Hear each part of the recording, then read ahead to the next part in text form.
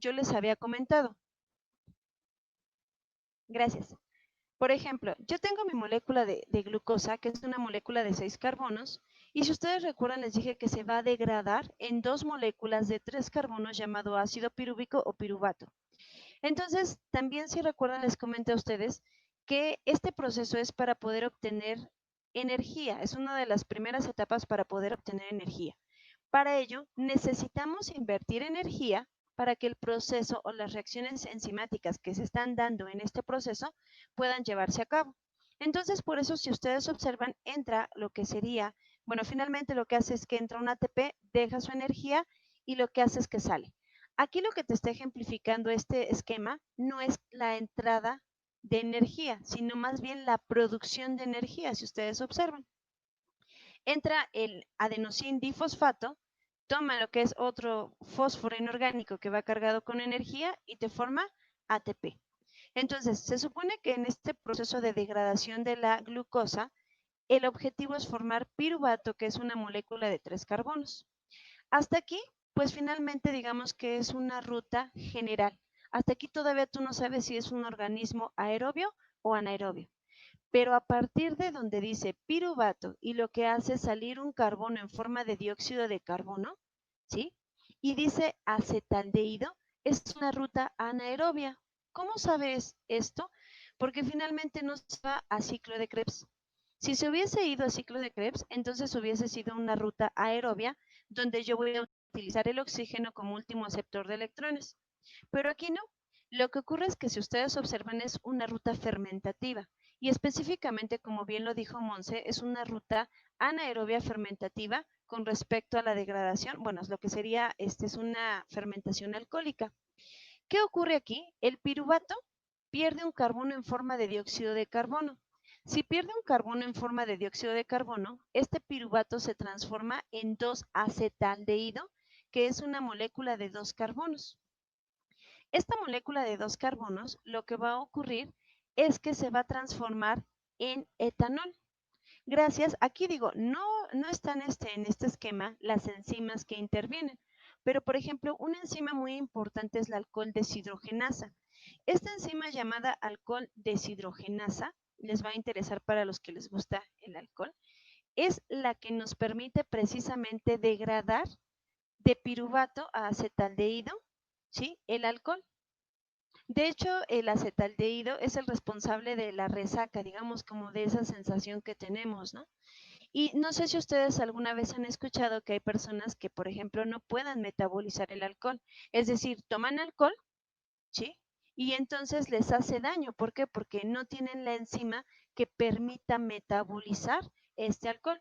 Si recuerdan ustedes, ya habíamos hablado en una clase pasada que el alcohol aporta 7 kilocalorías por gramo. Es decir, por esa razón también subimos de peso al ingerir alcohol. Y entonces precisamente de piruvato a acetaldehído hay una enzima muy importante que se llama el alcohol deshidrogenasa que me va a permitir precisamente o está involucrada en el proceso de la degradación de esta molécula de piruvato para formar etanol. Y como yo les decía, en realidad lo que está haciendo, ejemplo, una levadura es obtener energía en este proceso.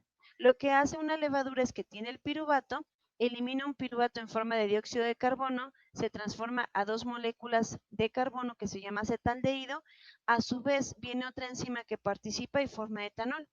Pero cuando se está formando este etanol, lo que hace es que entra un NAD, ¿sí? Libera estos electrones y sale como NADH, ¿sí? Aquí era un NADH2, recuerden que estos hidrógenos son los electrones que está aportando, y sale como NAD. Cuando ocurre esto, la levadura no está interesada en producir etanol porque sea su objetivo. En realidad, lo que le interesa a la levadura es formar ATP. Y también ya les había comentado a ustedes alguna vez en clase, les dije, a ver, ¿por qué el pan se infla? Y aquí está la respuesta. Cuando sus mamás, por ejemplo, o ustedes o sus papás están haciendo un pan, ¿sí? Lo que hacen es que agregan levadura, agregan a los microorganismos. Estos microorganismos van a empezar entonces a ¿qué? A utilizar la glucosa que está en la harina para poder formar u obtener energía. degradan la glucosa a piruvato y de piruvato se van a la fermentación. Cuando está ocurriendo la fermentación, lo que ocurre es que van a liberar dióxido de carbono porque es un producto de desecho para ellas, no lo pueden dejar dentro. Entonces liberan dióxido de carbono y este es el responsable de que el pan se infle. Por eso les decía, cuando un pan se está horneando y tú lo abres antes de tiempo, sale este dióxido de carbono y el pan se desinfla y ya no tiene la consistencia pues esponjosa, ¿no? Y de hecho eso es como si fuese un mayor volumen, ¿no? Entonces, a su vez, lo que ocurre es que también se forma alcohol y también en clase les pregunté, a ver, ¿por qué si en el proceso de la fermentación alcohólica, cuando tú utilizas levaduras, por qué el pan no te sabe a alcohol? Y entonces alguien me dijo, porque se alcanza el punto de fusión del etanol. Y tienen razón, ¿por qué? Porque un pan se hornea a 180 grados centígrados y el etanol se está, en este caso, su punto de fusión. Su punto de ebullición está, perdón, me equivoqué, es su punto de ebullición es aproximadamente entre los 70 y 80 grados centígrados, no recuerdo con exactitud. Entonces, en este rango, pues el alcohol ya finalmente se evaporó, ya no hay, y ese es el resultado de que el pan no te sabe a alcohol, ¿sí? Porque en la industria de la panificación lo que te interesa es que el pan, en este caso, adquiera un mayor volumen por el gas que se produce, pero que también, en este caso, pues obviamente tenga la consistencia, ¿no? Y entonces no te interesa que un pan sepa alcohol, te interesa finalmente que el pan tenga la consistencia. Pero si tú estuvieses hablando de la industria, por ejemplo, ahora sí de las, bueno, que producen cerveza, ¿qué ocurriría? No te está interesando que como tal pues que ahora sí que la masa se infle, ¿no? Es decir, cuando tú utilizas lo que es la cebada, no te interesa que la cebada esponje, lo que te interesa es la producción de dióxido de carbono para gasificar tu bebida, ¿sí? Porque eso tienen los refrescos, y también te va a interesar en este caso lo que es el etanol. Por lo tanto, ¿qué ocurre? En realidad aquí estos dos son productos de la reacción, pero para la levadura son productos de desecho. De hecho, los libera fuera de la célula. Y nuevamente recordando, una levadura es un organismo eucariótico unicelular que finalmente está liberando este desecho. Es como si ustedes producen dióxido de carbono y a ver, déjenlo en su cuerpo. ¿Qué pasaría si ustedes dejan el dióxido de carbono en su cuerpo, chicos? ¿Nos intoxicamos? Claro, ¿sí? No podemos tener el dióxido de carbono. Muy bien, Vero. ¿Sí? Entonces, para las levaduras es algo similar. Una levadura está diciendo, yo soy tan buena onda que voy a producir dióxido de carbono y alcohol para el ser humano, para que haga su cerveza y su pancito. Pues no. Que esto finalmente, como yo les decía, ¿no? Qué padre que la ciencia básica me permita entender el proceso que ocurre para entonces ahora sí dar la aplicación, ¿no?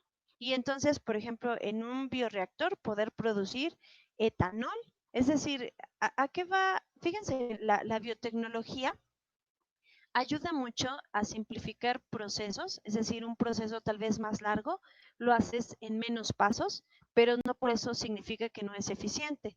Y también hace referencia al volumen, ¿no? Tú no necesitarías tener, por ejemplo, un cuarto para hacer, es un ejemplo, ¿no?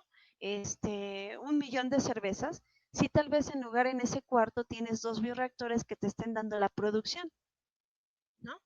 Entonces, ahí es cuando, pues, todas estas herramientas que tienen ustedes como biotecnólogos son las importantes para a veces entender estos procesos, ¿no? Bueno, ¿en esta tienen alguna duda con respecto a al proceso de la fermentación alcohólica?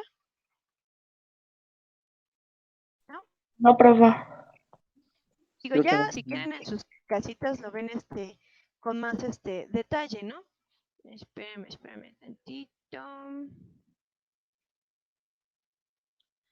Ay, es que estoy buscando una imagen donde vengan las enzimas. Porque, ay, creo que es esa, pero pues son puras letritas.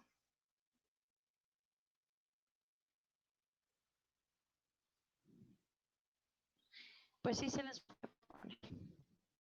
Pero todavía, ya llegó la pinche, pues es que como no está muy... Ay, ¿dónde está?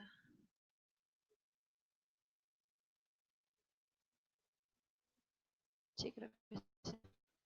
Ok, están viendo ustedes en la pantalla lo que sería a partir de la glucosa, el recuadrito que dice glucosa, se realiza la glucólisis, arriba dice enzimas y ¿qué me da?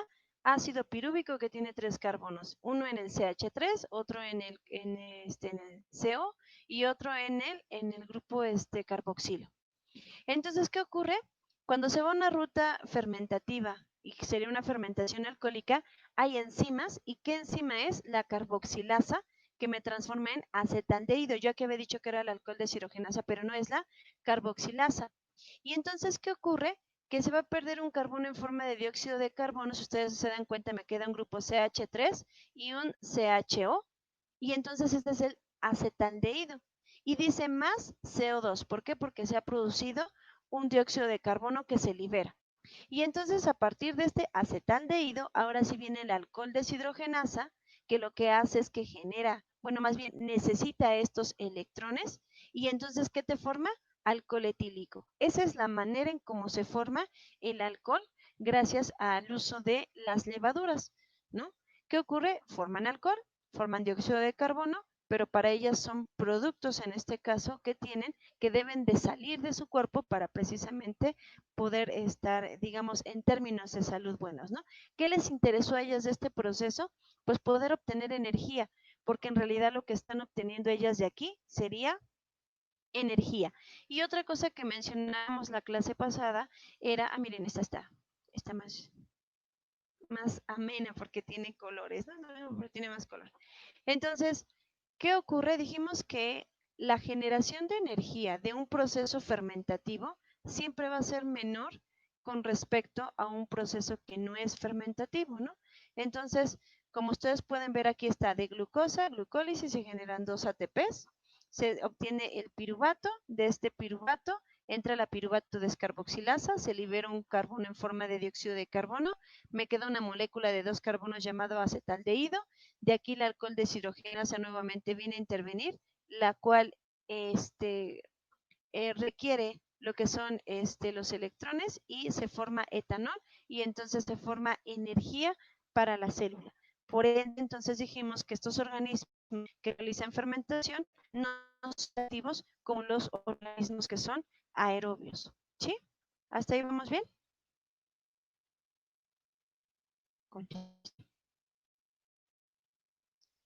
¿Sí o no? Contéstenme. Sí, profa, no se preocupe. Sí, profa. Entonces, vamos a avanzar un poquito. ¿Ya quedó más claro ahora sí? ¿Sí?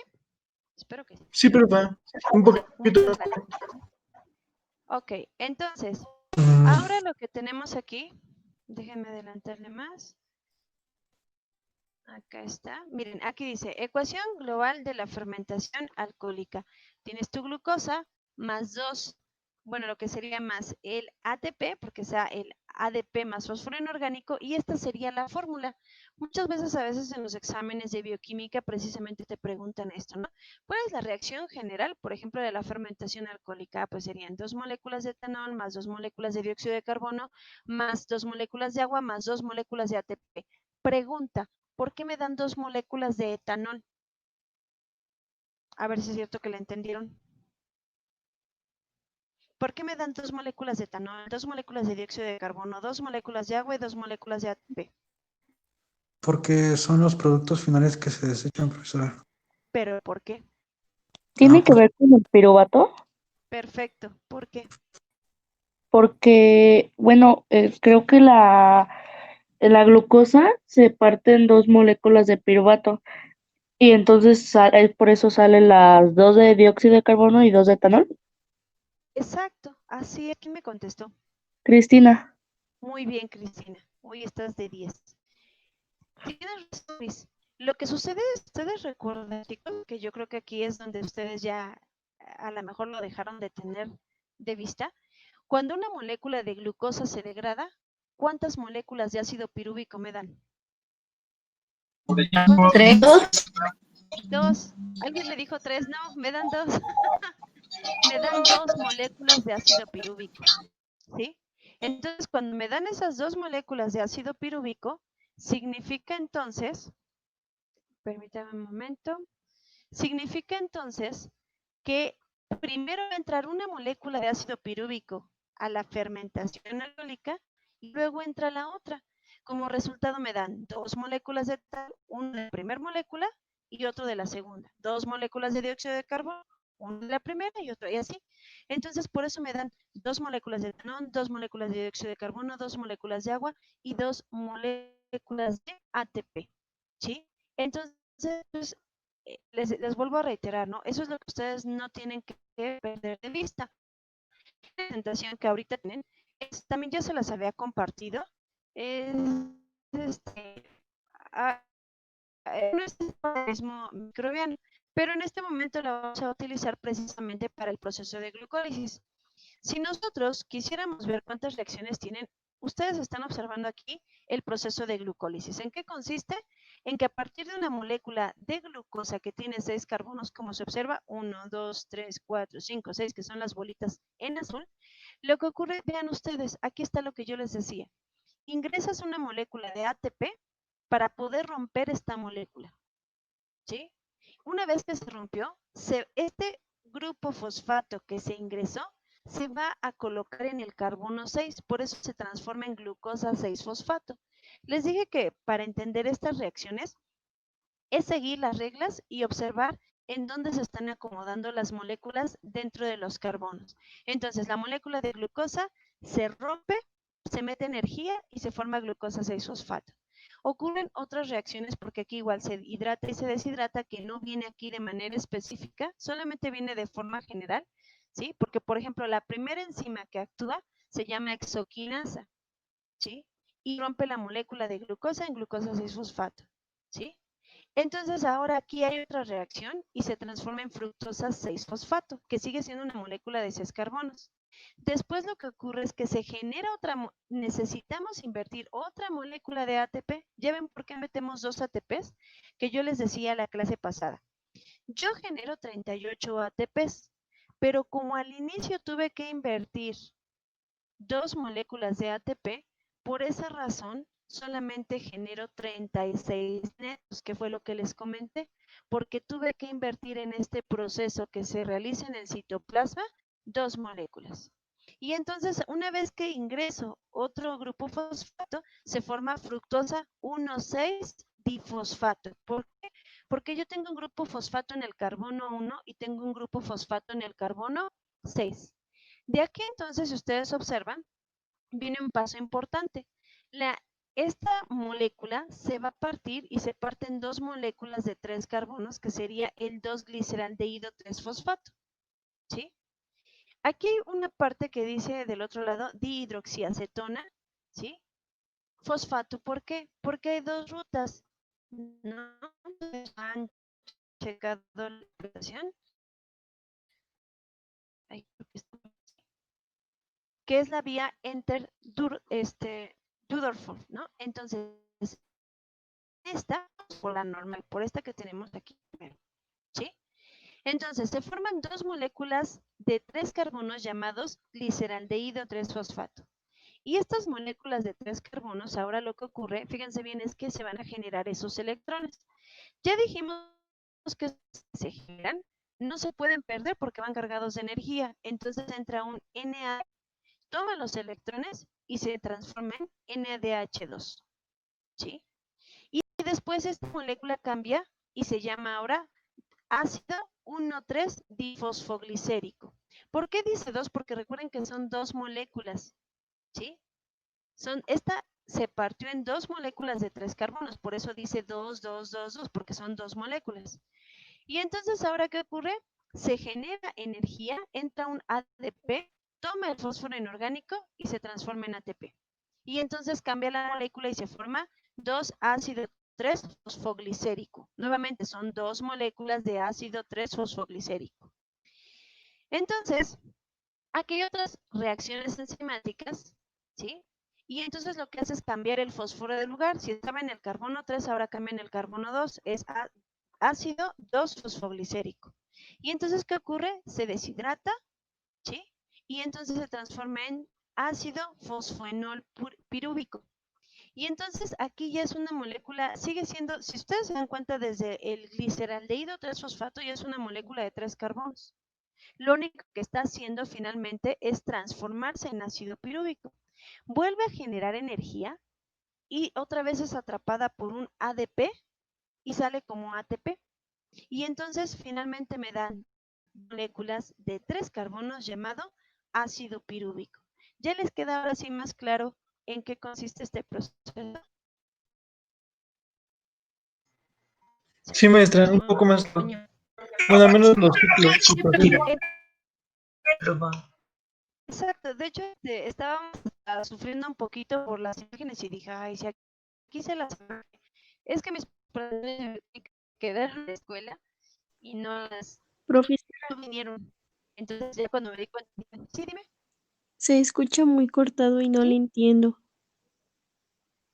Ay, se escucha muy corto. Es que aquí ahora es como depende de su idea. Este era lo que comentaba hace un paso, ¿no? ¿Qué es lo que puede apoyar? Es la repetición de, pues ahora sí, la clase. Pues ya revisé y ahora sí no es mi línea. Lo que pues también depende de la línea de internet que tengan. Yo trataré de no mover tanto el cuerpo porque cuando lo muevo mucho es también como que cuando se distorsiona, ¿va? Si la mayoría me dice que se está distorsionando mucho, lo que hago es que otra vez me salgo y vuelvo a entrar. A veces así como que pues ayuda un poco, ¿va? ¿Sí? Ok. Pero yo la escucho bien al menos. Dicho esto, ¿no me escuchas bien? No, yo sí la escucho Los bien. demás, ¿cómo escuchan? Muchas gracias. ¿Los demás también? Pues solo un Bueno, yo creo poco que cortado, pero bien. Yo más o menos. Más o menos. gracias. Sí, es que hoy digo que lamentablemente es cuando llueve, pues ahora hay que, no sé qué,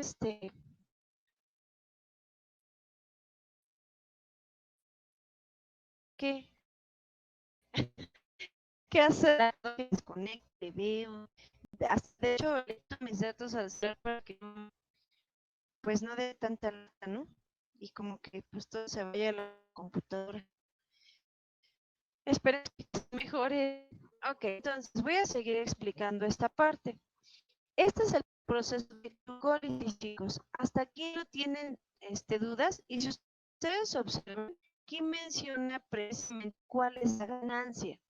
Te dice, ¿cuál es la ganancia del proceso de glucólisis? Aquí está. 2 ATPs, está en el recuadro rojo. Tú tienes 2 ATPs, 2 NADH2 y 2 piruvato. ¿Sí? Entonces, esta sería la ganancia. Si ustedes recuerdan y como vieron en el video, sobre todo en el segundo, es cuando te empieza a explicar de dónde se generan los ATPs, dónde se generan los NADH2, ¿sí? Entonces, aquí se generan, fíjense bien, 2 ATPs, ¿sí? 2 NADH2 y recuerden que los NADH2 tienen que ingresar en la cadena, en este caso, en la cadena de fosforilación oxidativa. Ahí es donde ellos van a entrar, ¿para qué? Para producir los ATPs que decimos. Y si recuerdan, lo que ocurre es que por cada NADH2 se generan 3 ATPs y por cada FADH2 se generan solamente 2 ATPs. Entonces, eso es lo que estaría ocurriendo, ¿sí? Hasta aquí, ¿alguna duda? Más o menos queda más reforzado esta parte. Sí, pero va un poco más claro. Ok, bueno, aquí si ustedes toman la presentación, ya viene como muy, ¿no? De hecho, les puede servir pues para bioquímica, ¿no? Entonces, Maestra, ese PDF, disculpe, no sé si me escuche. sí, sí te escucho. Ah, ok. ¿Cómo se llama el PDF? ¿Dos metabolismo? Ah, es el que nos mandó, ¿verdad? Ajá, es el que ya Ese no lo vimos. he visto. No, ajá, pero te digo, bueno, este no es mío, ustedes van a observar ahí. y viene enfocado también como para el metabolismo microbiano. De hecho, el video también que busqué, que estamos también analizando, o lo tenemos de apoyo, también te menciona que esa es la pregunta que voy a hacer ahorita. Pregunta, les dejé de tarea que me dijeran en una mitocondria dónde se realiza ciclo de Krebs y dónde se realiza la fosforilación oxidativa. ¿Quién me dice?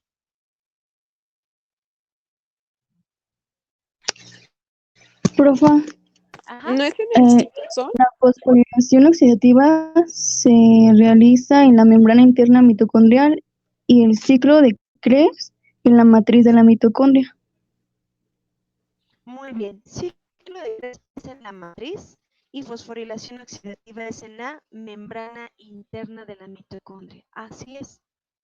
¿Sí? De hecho, hasta el video, del rojito que estábamos ahorita teniendo de apoyo, ahí dice, ¿no?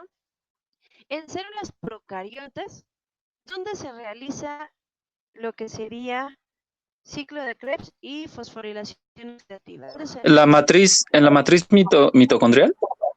Pero ojo, Cris, tú tienes razón, siempre y cuando la célula tenga mitocondria, pero las bacterias no tienen mitocondrias, entonces ¿dónde realizan este proceso? Lo dijo en el video.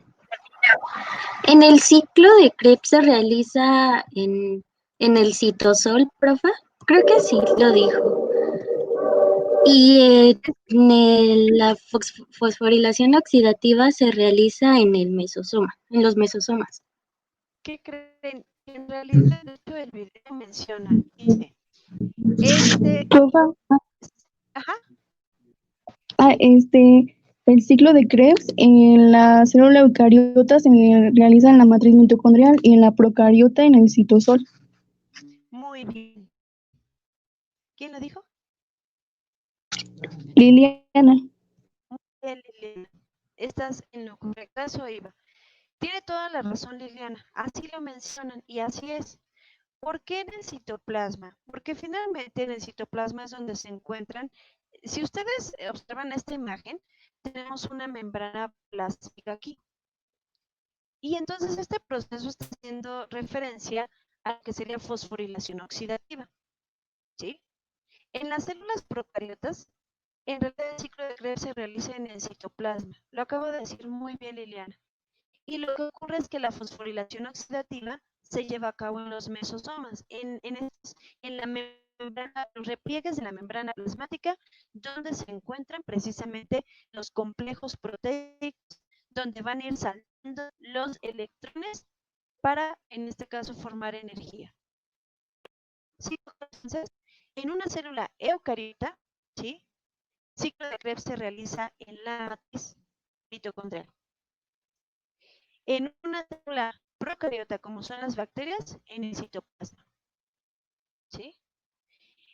Lo que sería fosforilación oxidativa en una célula eucariota se realiza en las crestas mitocondriales. Y en cambio, en una célula procariota, pues sería en los mesosomas, que son los repliegues de la membrana donde se encuentran los complejos proteicos. ¿Sí? ¿Hasta ahí vamos bien? ¿Sí? Sí, profe. Sí, profe, sí vamos bien. Sí, profa. Ok, muchas gracias. Entonces, ahora lo que nosotros estamos observando aquí es el ciclo de Krebs. Como ustedes pueden observar, pues tienen nombres que son un tanto, digamos, así, complejos, es decir, no tan, pues sí, no son tan comunes, que es el término yo creo correcto. Nadie estamos hablando de isocitrato y todas estas chunches, ¿no? Pero lo que quiero que vean ustedes de este esquema es que una vez obtenido el piruvato, yo les decía, aquí cuando tú obtienes piruvato, estamos todos de manera general, seas aerobio o anaerobio. Si tú te vas, por ejemplo, de piruvato a una ruta fermentativa, entonces te vas a fermentación alcohólica, fermentación láctica, fermentación butírica, la fermentación que sea. Pero si tú eres un organismo aerobio, te vas a ir a ciclo de Krebs, que es lo que está ejemplificando precisamente esta imagen.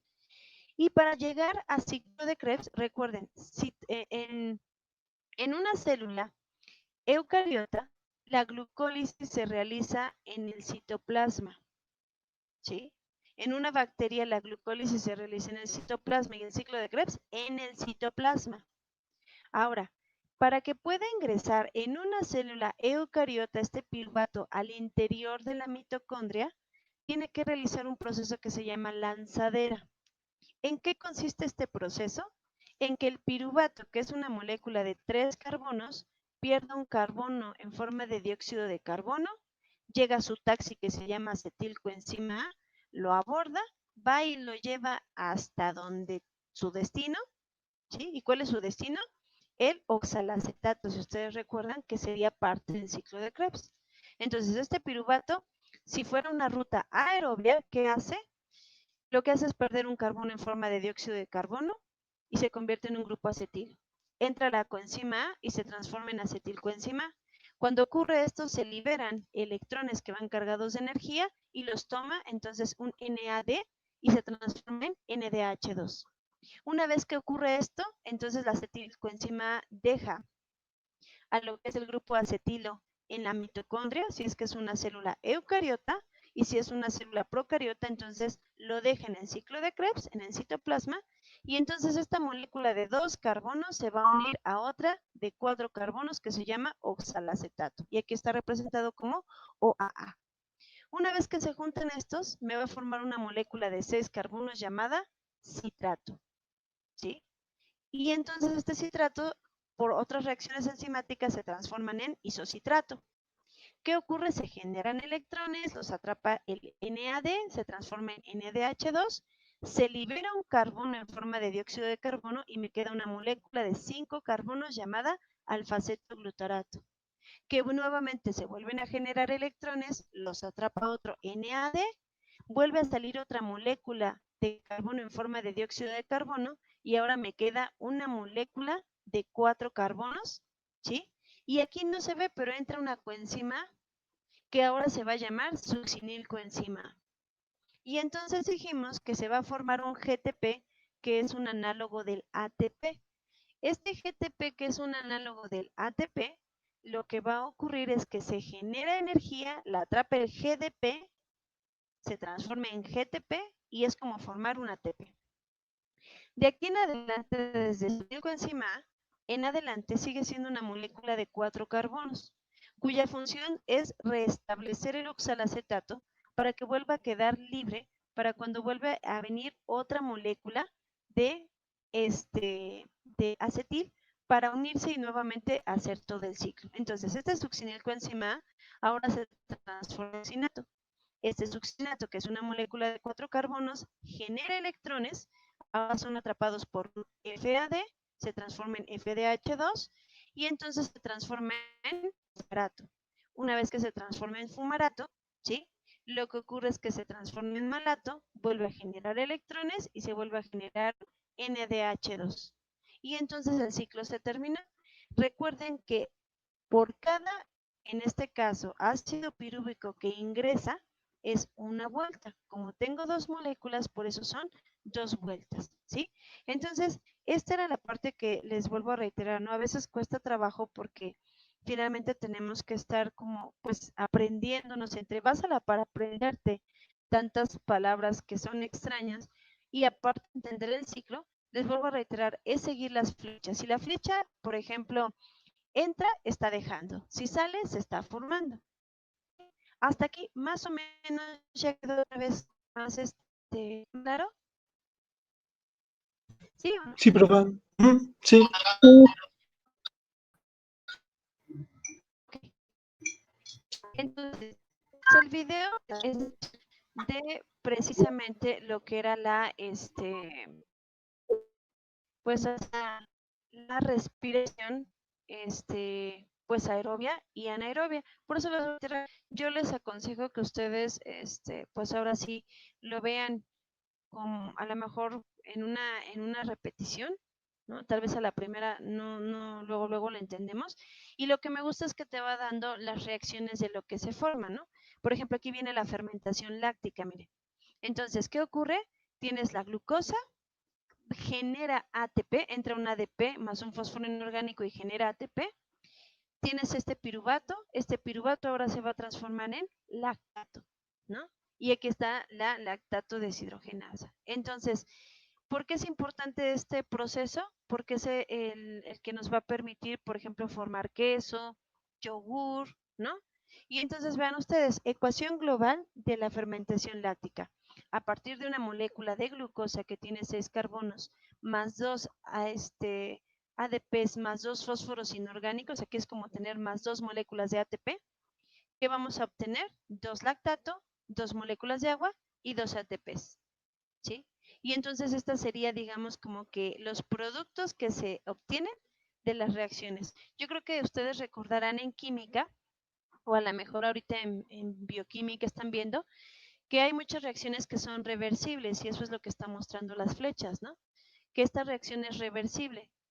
Entonces, a partir de una molécula de 6 carbonos más 2 ADPs más 2 fósforos inorgánicos, me forman 2 moléculas de lactato, 2 moléculas de agua y 2 ATPs.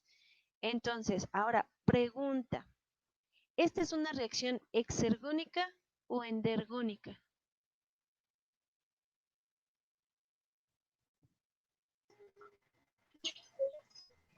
Exergónica.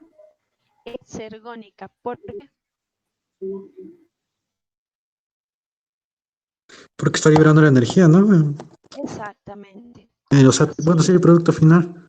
Está liberando energía. Y recuerden que esta energía que se libera no sale de la célula. En realidad, esta energía es la que se va a utilizar en otras reacciones dentro de la misma célula, ya sea para formar proteínas, ya sea en este caso para degradar una molécula de glucosa, ya sea para que se reproduzca la bacteria, ¿no? Entonces, pues esta energía la va a utilizar para reacciones de biosíntesis, que eso es lo que a veces se menciona. Y entonces también me gustó porque aquí a ver qué explicaron aquí. ¿Quién me dice?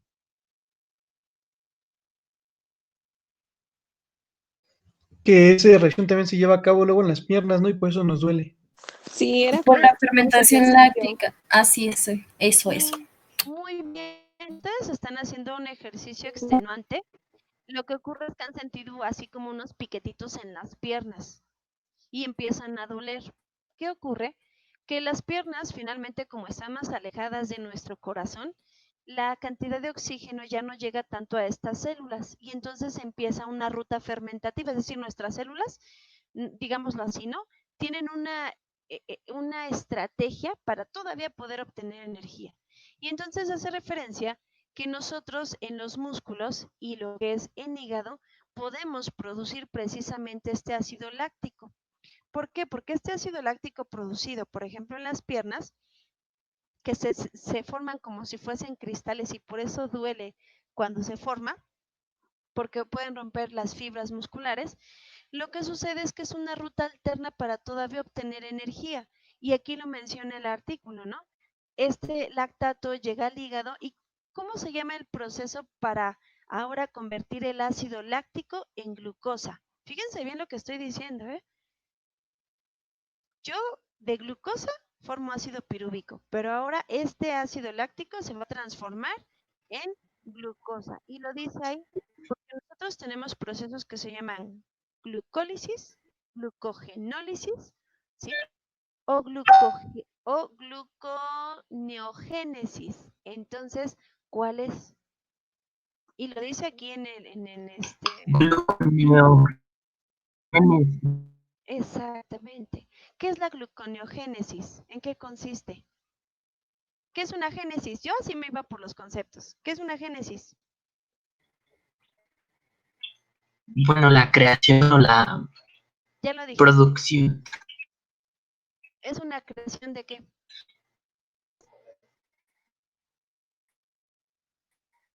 De glucosa.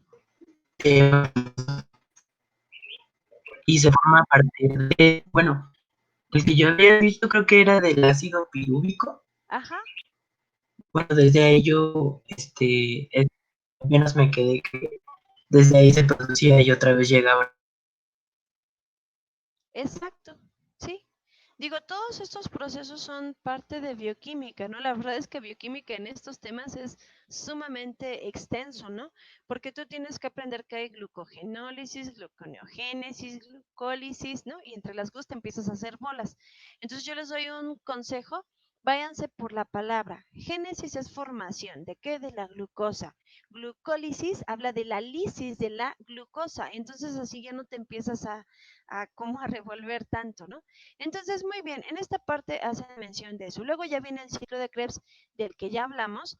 Y entonces te dice, pues aquí tú tienes la glucosa, ácidos grasos o aminoácidos, que lo que hacen es transformarse en acetilcoenzima. Una vez que está formado este acetilcoenzima, puede ingresar a ciclo de Krebs. Yo creo, chicos, ustedes han escuchado, digo que aquí estoy metiéndome un poquito en bioquímica y espero no crearles conflictos, sino al contrario, aportar. No sé si ustedes, a ver, la pregunta es, si la fuente primaria de energía la brindan los carbohidratos y la principal molécula es la glucosa, vamos a poner un caso. Yo siempre les pongo este ejemplo en las clases, ¿no? Les digo, a ver, una persona que es anoréxica son las personas que dejan de comer. Díganme primero de dónde van a echar mano para poder seguir adquiriendo la energía y poder realizar sus funciones vitales. ¿Cuál sería la primera De la respuesta? glucogénesis, que La vuelve grasa, la grasa. Ok, ahí va. La dijo Osvaldo, casi bien. Lo primero que va a hacer el cuerpo de una persona que es anoréxica es echar mano de carbohidratos. Todas las glucosas va a empezar a echar mano y utilizarlas. Ahora, después Carlos gritó, la grasa, ¿no? Y entonces ahí va, tienes razón, esta sería la segunda molécula, digámoslo así, de donde va a echar mano su cuerpo, de las grasas. Es decir, dice, a ver, ya acabé mis reservas de glucosa. Recuerden que no podemos en el cuerpo acabar toda la glucosa porque debe de estar equilibrada, ¿sí? Pero cuando estas glucosas, digamos, para seguir obteniendo energía ya no se tienen, ¿sí? En la misma cantidad que cuando sí comemos, ¿qué hace el cuerpo? Echa mano de las grasas. Y por eso aquí está los ácidos grasos. La degradación de los ácidos grasos, ajá. Después Sí. hace uso de la fibra muscular, ¿no? Para obtener energía. Exactamente. Así es, que era lo que a eso iba. Cuando una chica empieza en estos procesos de anorexia, pues ya no come tanto, ya no tiene tantos carbohidratos o glucosa para poder obtener energía. ¿Qué hace el cuerpo? Echa mano de las grasas. A la hora de echar mano de las grasas, se va en este caso un proceso llamado beta-oxidación para finalmente poder obtener energía de las grasas, ¿sí? Y de ahí que a veces, hablando en cuestiones de dieta, hay ciertas mujeres que bueno, y también hombres, porque también hay hombres, que lo que hacen es dejar de comer y dicen, no, pues para que mi cuerpo utilice las grasas, y la verdad es que esto a veces les trae mayores problemas que beneficios, porque vienen rebotes, subes de peso nuevamente, o sea, no es correcto matarte de hambre con tal de obligar a tu cuerpo a que finalmente eche mano de las grasas, ¿no? O sea, solamente esto lo hace el cuerpo como un mecanismo de sobrevivencia. No para que tú digas, ay, me voy a morir de hambre y pues para que yo adelgace. No, eso está mal. Entonces, cuando ocurre esto y ya la persona no tiene reservas de grasa, digámoslo así, entonces ya lo dijo muy bien Osvaldo, ¿qué hace el cuerpo? Echa mano de proteínas. Y esa es la razón por la cual las personas empiezan a perder masa muscular. Pero si ustedes observan, yo siempre que me toca esta parte, siempre les digo, a ver, ¿cuál es la función de las proteínas? Y siempre me dicen, ay, es dar energía. Y les digo, no. Las proteínas tienen muchísimas funciones y de las últimas funciones que hacen es brindar energía. Van a brindarte energía a menos que no tengas otra fuente para hacerlo.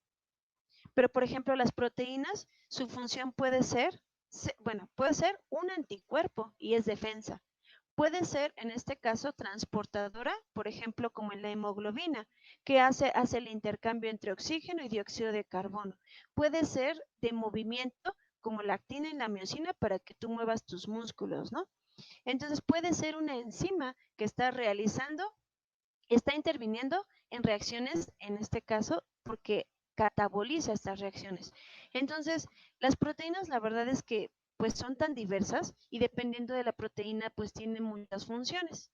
Entonces, como bien sabemos, pues también hay proteínas estructurales, como las que forman los músculos. Y entonces estas proteínas estructurales, como bien lo acaba de decir su compañero, pues si una persona ya no tiene reservas de carbohidratos porque no se está alimentando, ya no tiene reservas de grasa, va a echar mano de proteínas. Y es cuando entonces el cuerpo de una persona empieza a perder esa masa muscular, ¿sí? O sea, esto es en términos, ¿cómo se llama? Humanos. Y entonces, ¿por qué lo mencioné? Porque precisamente ustedes podrían decirme, a ver, maestra, si usted está diciendo que a partir de la degradación de una molécula de glucosa se va a acetilcoenzima, ¿qué tiene que ver aquí los ácidos grasos y los aminoácidos? Y tiene que ver en la manera que se los estoy explicando, que finalmente, a partir de la glucosa, que sería, digamos, la ruta normal, porque es la fuente primordial y primaria de obtener energía, es la energía que se gasta en el instante, entonces por eso nos estamos yendo de aquí a acetil y a ciclo de Krebs. Pero en un determinado momento, que a lo mejor nuestro cuerpo tuviese que echar manos de lo que son nuestras reservas, lo va a hacer. ¿Y va a poder obtener energía? La respuesta es sí. ¿Y puede también hacerlo de proteínas? La respuesta es sí. ¿Por qué?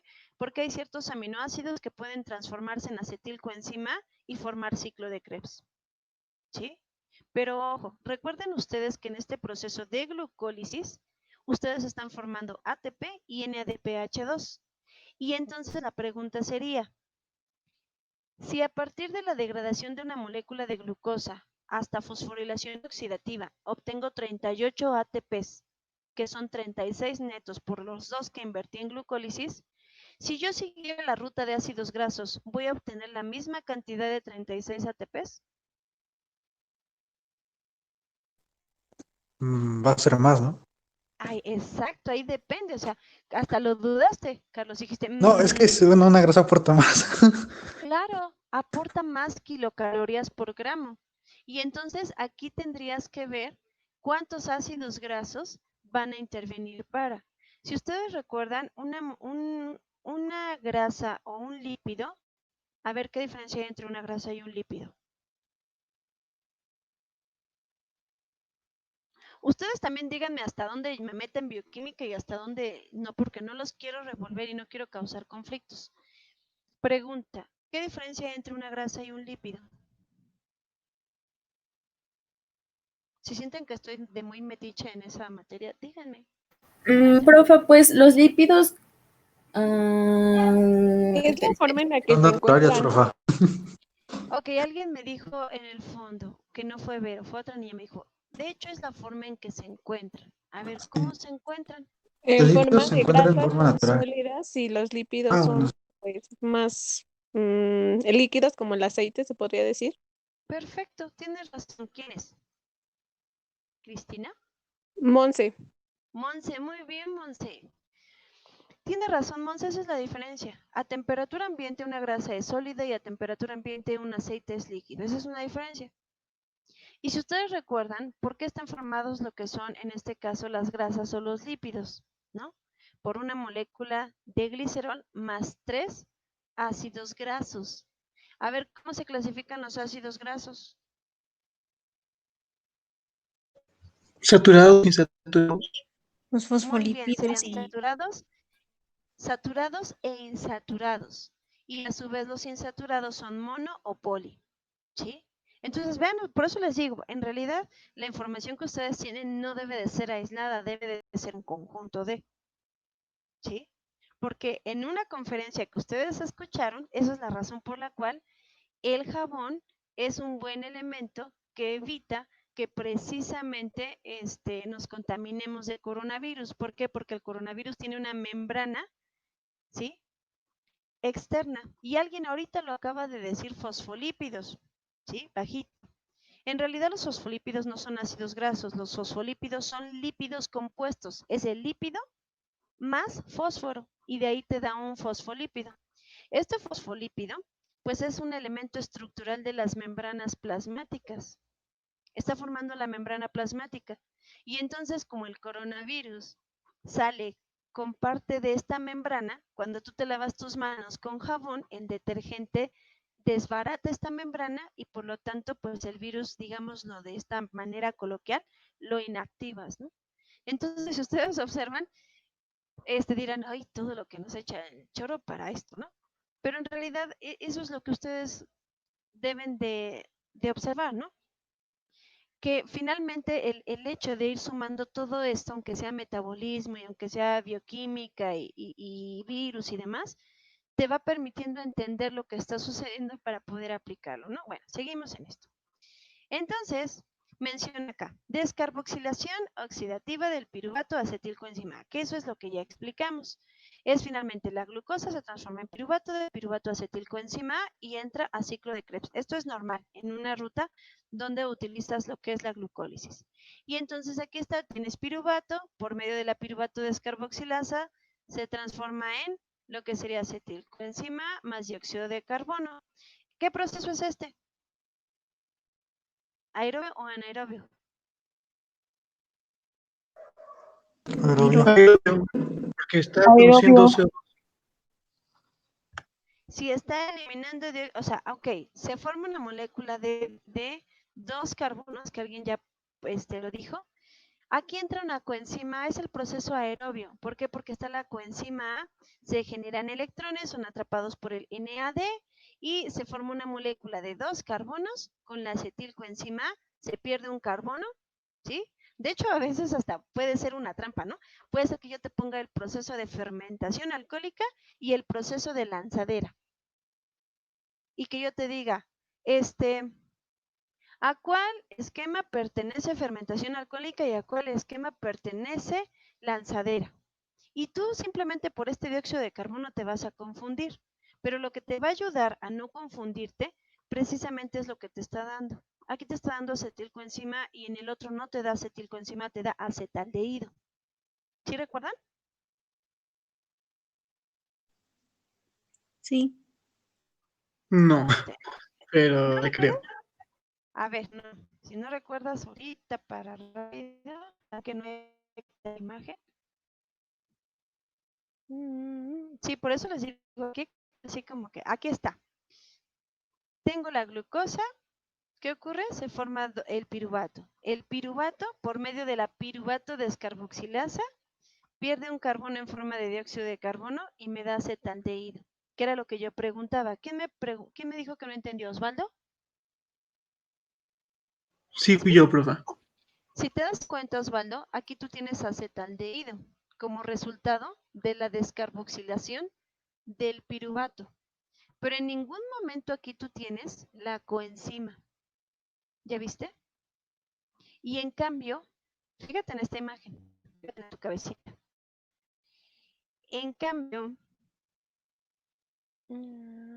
aquí. En cambio acá, tú tienes el piruvato, la intervención de la piruvato deshidrogenasa, que ocurre entre una coenzima A y te da acetilcoenzima más dióxido de carbono.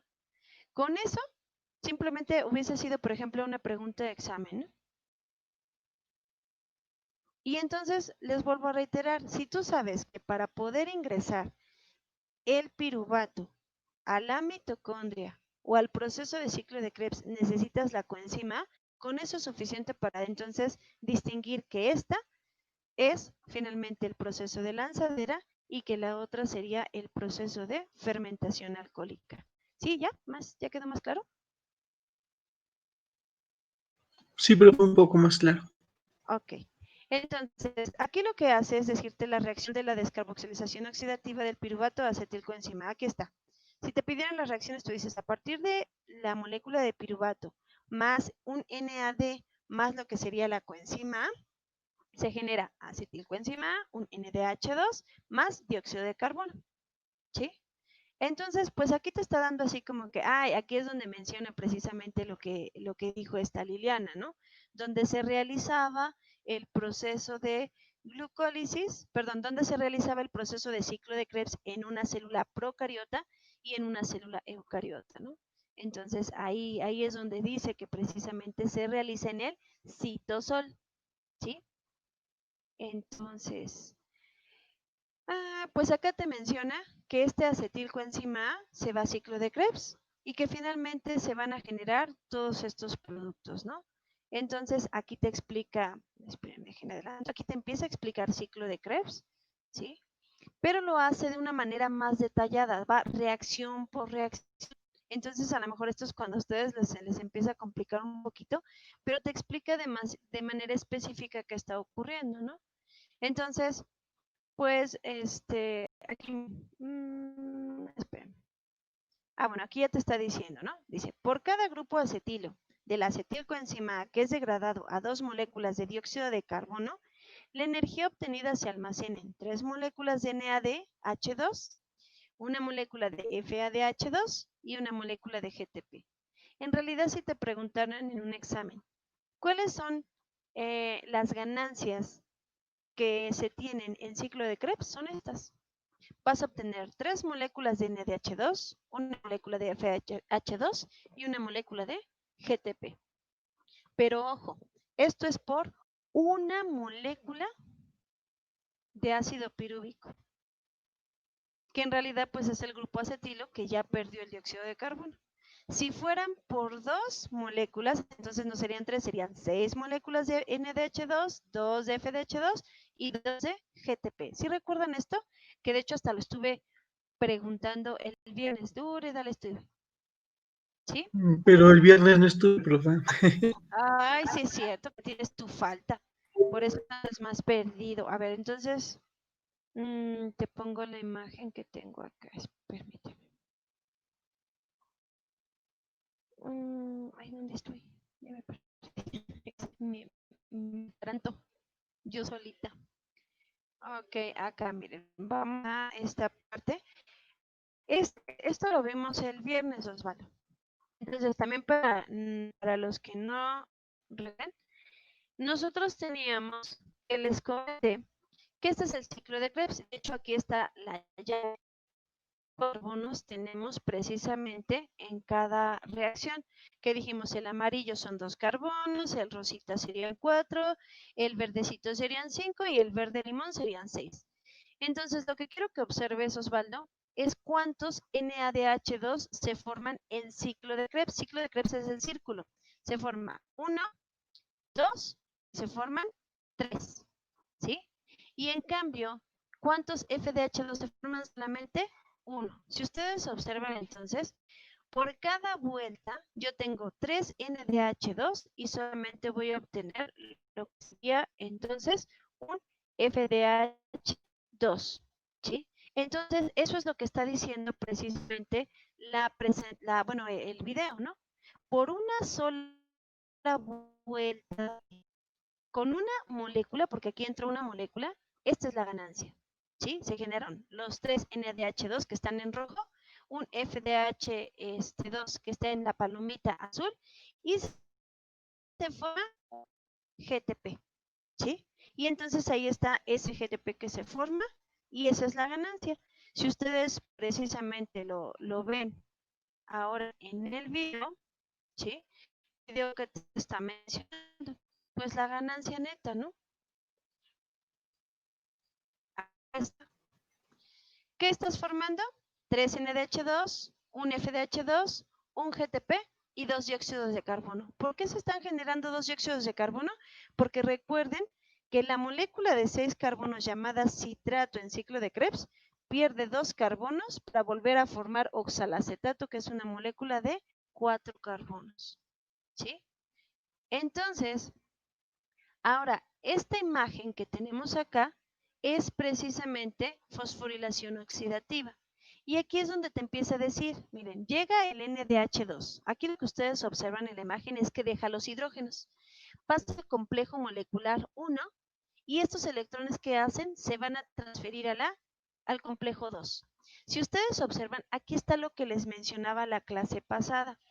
El FADH2 no entra desde la burbujita, digamos, rosa, que sería el complejo 1. Entra a partir de donde está la Q. Por esa razón, el FDH2 ya no puede generar 3 ATPs porque el primero se genera. Sí están viendo mi cursor en la imagen, ¿verdad? Sí, profe, sí se ve. Gracias. El primero se genera aquí donde está la burbujita roja, más bien es rosita, que sería el complejo 1. Aquí se genera el primer ATP, el segundo se genera acá y el tercero se genera acá. Como el FDH2 no entra desde el inicio, pierde la oportunidad de formar el primer ATP y entonces solamente va a formar el de aquí y el de acá. Y dijimos, cada que estos electrones pasan, oxidan, más bien cada que los recibe, bueno, se van a estar oxidando y reduciendo. ¿Qué es una reacción de oxidación? ¿Qué ocurre en una reacción de oxidación? Pierde electrones. Y una que se reduce. Se gana un electrón de oxígeno, ¿no? Por eso se Perfecto, oxida. lo dijeron, de hecho es como lo mencionó Carlos Casiano, ¿no? Sí, Se profe. oxidan y se reducen. Cada que se reducen ganan electrones, cada que se oxidan pierden. Entonces, en estas reacciones de óxido-reducción, ¿sí? Están saltando los electrones, están así, chic, chic, chic, chic, chic. Y al final, el último que atrapa esos electrones, ¿quién es? El oxígeno, ¿no? Entonces, como ustedes observan, aquí te está mencionando todas las etapas. Estos electrones están representando a los que están saltando en los diferentes complejos. Entonces, otra cosa, si recuerdan, es que yo les dije que se forma un gradiente protónico. Aquí está. Y este gradiente protónico es importante porque hay un complejo que se llama ATP sintetasa que está aquí abajo. Y este complejo ATP sintetasa en realidad es donde se van a generar los ATPs, ¿sí? Entonces, este complejo lo que hace es que gracias a este gradiente protónico va a entrar un ADP, atrapa ese fósforo inorgánico que tiene energía y se forman los ATPs, que aquí se ven en la imagen, ¿no? Ahí están, se empiezan a formar estos ATPs gracias a ese gradiente protónico. Entonces digo, aquí nos está mencionando el caso de una mitocondria, donde se realiza. Recuerden ustedes, lo que está así como en anaranjado oscuro sería la matriz mitocondrial y lo que está en azul sería la membrana interna. Esa sería la membrana interna que finalmente se invagina formando las crestas mitocondriales, como bien lo menciona el video, ¿no? Y entonces, por eso les comentaba, ¿no? La verdad es que este video pues me gusta porque lo que hace es, bueno, traté de que fuera más didáctico. Hay otros que todavía te explican, digamos, más minuciosamente, pero pues lo hacen como todavía más, un poquito más largo el proceso, ¿no? Entonces aquí está la respiración celular a partir de una molécula de glucosa, produce 38 moléculas de ATP. Pero recuerden que la glucólisis produce, fíjense bien, 8 ATPs, 6 provienen de la oxidación de los NADH2 y otros 2 se forman directamente. ¿Qué significa? Si ustedes recuerdan en el proceso de glucólisis que expliqué, se generaban NADs. Por eso menciona que vienen de ahí.